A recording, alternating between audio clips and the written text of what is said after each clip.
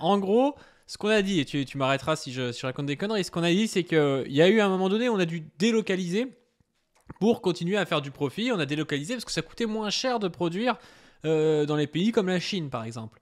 Sauf qu'au fur et à mesure, comme on délocalise tout en Chine, les salaires commencent à augmenter en Chine et ils produisent pour un salaire qui est de plus en plus proche du nôtre, si bien qu'à un moment donné, ça vaut plus le coup de payer l'essence pour importer, de payer les bateaux et tout pour importer. Il vaut mieux produire chez nous, ce qui fait qu'on se retrouve à vouloir produire chez nous, mais on veut pas produire pour cher, donc on veut produire pour le moins cher possible en Europe, ce qui fait qu'on se retrouve avec plein de lois. On essaie soit de pas donner les papiers aux immigrés pour continuer à les faire bosser pour pas cher, soit de faire baisser le SMIC, soit de baiser les syndicats, les partis politiques progressistes pour faire en sorte qu'il y ait le moins possible de personnes qui soient capables de maintenir leurs droits sociaux pour pouvoir produire pour le moins cher possible et continuer à faire du profit en France. Donc le libéralisme qui était en train de tout mettre partout dans le monde, tout délocaliser, se transforme en libéralisme protectionniste.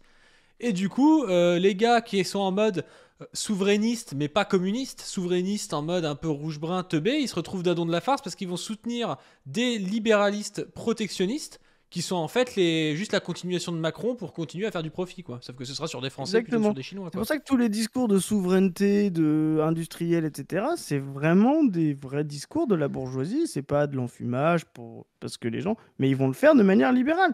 Comme au 19e siècle, à la fin du 19e siècle, euh, il y a eu d'abord une phase d'extension du capitalisme dans la deuxième partie du 19e siècle, et puis il y a eu une crise à la fin. Et on a vu des libéraux protectionnistes, enfin on appelait Ménil, tu vois, c'était Ménil Pincher, parce qu'en fait, justement, ça a été la guerre du protectionnisme libéral, tout le monde mettait des droits de douane, etc.